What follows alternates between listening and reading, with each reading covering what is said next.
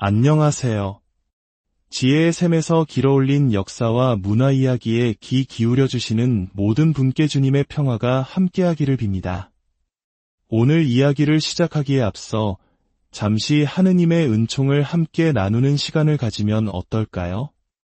이 이야기에 좋아요를 눌러 마음을 표현해 주시고 구독을 통해 저희와 동행하신다면 지금부터 전해드릴 희망의 메시지가 더 많은 이들의 마음에 닿을 수 있을 것입니다. 여러분의 작은 손길 하나하나가 어두운 곳에 있는 누군가에게는 따뜻한 등불이 될 수 있습니다. 여러분의 삶에 언제나 평화와 축복이 가득하기를 기도하며 오늘의 이야기를 시작하겠습니다. 세계보건기구의 발표에 따르면 현대사회의 약 8명 중 1명이 정신적인 어려움을 겪고 있다고 합니다. 이는 전 세계적으로 거의 10억 명에 달하는 숫자입니다. 특히 우리 사회를 살아가는 많은 분들이 치열한 경쟁과 미래에 대한 불안감, 복잡한 인간관계 속에서 깊은 우울감과 불안을 느끼며 살아가고 있습니다. 어쩌면 지금 이 순간에도 여러분 자신 혹은 사랑하는 가족 중 누군가가 말 못할 마음의 고통으로 힘겨운 시간을 보내고 있을지 모릅니다. 하지만 기억하십시오. 가장 깊은 어둠 속에서도 우리를 비추는 희망의 빛은 결코 꺼지지 않습니다. 오늘 우리가 함께 나눌 이야기는 바로 그 희망의 빛, 정신적, 정서적 고통을 겪는 모든 이들의 수호자 성녀 딤프나에 관한 이야기입니다. 이야기는 지금으로부터 약 1400년 전 7세기의 아일랜드에서 시작됩니다. 당시 아일랜드의 작은 왕국이었던 오리엘의 왕에게는 딤프나라는 아름다운 딸이 있었습니다. 왕의 이름은 데이먼이었고 그는 이교도였습니다. 하지만 그의 아내, 즉 딤프나의 어머니는 독실한 그리스도 신자였으며 빼어난 미모와 온화한 성품으로 모든 이의 사랑을 받았습니다. 딤프나는 어머니의 아름다운 외모와 상냥한 마음을 그대로 물려받았습니다. 부모님의 지극한 사랑 속에서 자라났고 왕국의 모든 백성들로부터 사랑받는 공주였습니다. 어머니의 신앙을 따라 딤프나는 게레브란이라는 신부님께 세례를 받고 글과 신앙 교육을 받으며 성장했습니다. 그리고 14살이 되던 해 그녀는 자신의 삶을 온전히 그리스도께 바치기로 결심하고 순결서원을 합니다. 평화롭고 행복하기만 하던 딤프나의 삶의 어두운 그림자가 드리운 것은 그녀가 사랑하는 어머니가 갑작스럽게 세상을 떠나면서부터였습니다. 아내를 지극히 사랑했던 데이먼 왕은 이루 말할 수 없는 슬픔에 잠겼습니다. 딸인 딤프나 역시 슬픔에 잠겼지만 그녀에게는 기댈 수 있는 굳건한 신앙이 있었습니다. 하지만 왕에게는 그런 버팀목이 없었습니다.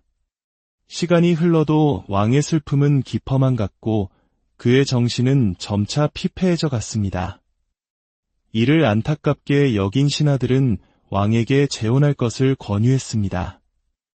왕은 세상을 떠난 왕비만큼 아름답고 고결한 여인이라야만 아내로 맞이하겠다는 까다로운 조건을 내걸었습니다. 신하들은 온 나라를 뒤져 새 왕비 후보를 찾았지만 왕의 마음을 만족시키는 사람은 아무도 없었습니다. 바로 그때 일부 사악한 신하들이 왕의 광기에 편승하여 끔찍한 제안을 합니다. 바로 세상을 떠난 왕비를 꼭 닮은 그의 친딸 딤프나 공주와 결혼하라는 것이었습니다. 이미 슬픔으로 이성을 잃어가던 왕은 처음에는 그 제안에 혐오감을 느꼈지만 계속되는 유혹에 결국 넘어가고 맙니다. 그는 딤프나에게 다가가 차마 입에 담을 수 없는 부도덕한 청혼을 했습니다. 딤프나는 엄청난 충격과 공포에 휩싸였습니다. 그녀는 시간을 벌기 위해 아버지에게 40일간 생각할 시간을 달라고 요청했습니다. 왕이 이를 허락하자 딤프나는 즉시 자신을 가르치고 이끌어준 영적 스승 게레브란 신부님을 찾아가 조언을 구했습니다. 신부님은 그녀의 순결과 안전을 위해 즉시 나라를 떠나야 한다고 말했습니다. 그리하여 딤프나는 게레브란 신부님, 그리고 몇몇 믿을 수 있는 하인들과 함께 배를 타고 유럽 대륙으로 향했습니다. 그들이 도착한 곳은 오늘날 벨기에의 안트베르펜이었고 그들은 근처의 작은 마을 헤일레에 정착했습니다. 전해지는 이야기에 따르면 딤프나는 헤일에서 가난하고 병든 이들을 돌보며 살았습니다.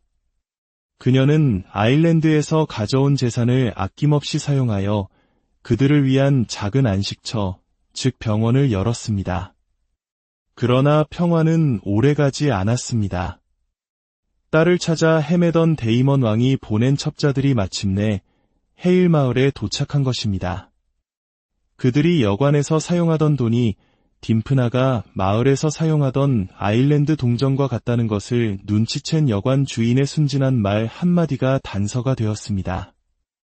첩자들은 딤프나의 행방을 알아내어 즉시 왕에게 보고했습니다. 소식을 들은 데이먼 왕은 즉시 군대를 이끌고 헤일로 향했습니다. 마침내 딤프나와 게레브란 신부님을 찾아낸 왕은 분노를 억누르며 끈질기게 딸을 설득하기 시작했습니다. 다시 왕국으로 돌아가 자신과 결혼한다면 새로운 왕비로서 엄청난 부와 권력을 누리게 해주겠다고 약속했습니다. 그때 게레브란 신부님이 나서서 왕의 사악한 의도를 꾸짖고 딤프나를 보호하려 했습니다. 신부님의 저항과 딸의 완강한 거절에 데이먼 왕의 이성은 완전히 끊어지고 말았습니다. 그는 광기에 휩싸여 부하들에게 두 사람을 모두 죽이라고 명령했습니다. 부하들은 게레브란 신부님을 칼로 쳐 순교하게 했습니다. 하지만 차마 자신들이 사랑했던 공주에게는 칼을 대지 못했다고 전해집니다. 이를 본 데이먼 왕은 분노와 좌절감에 사로잡혀 직접 칼을 뽑아 들었습니다. 그리고 신앙과 순결을 지키기 위해 끝까지 저항하던 딸의 머리를 베고 말았습니다. 딤프나는 아버지의 발밑에서 쓰러져 숨을 거두었습니다. 때는 620년에서 640년 사이의 5월 15일, 그녀의 나이 불과 15세였습니다. 딤프나는 그리스도에 대한 신앙과 자신의 도덕적 가치, 그리고 순결 서원을 지키기 위해 목숨을 바침으로써 순교의 관을 쓰게 된 것입니다. 왕과 그의 군대가 아일랜드로 돌아간 후 헤일의 주민들은 딤프나와 게레브란 신부님의 시신을 수습하여 조심스럽게 동굴에 안치했습니다.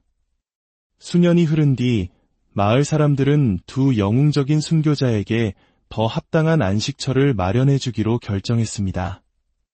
일꾼들이 동굴의 입구를 열었을 때 놀라운 광경이 펼쳐졌습니다. 동굴 안에서 아름다운 흰돌로 조각된 두 개의 석관이 발견된 것입니다. 딤프나의 석관을 열자 그 안에서 성스러운 동정 순교자 딤프나, 여기에 잠들다라고 적힌 붉은 타일이 나왔습니다. 그녀의 유해는 헤일의 성당으로 옮겨졌습니다.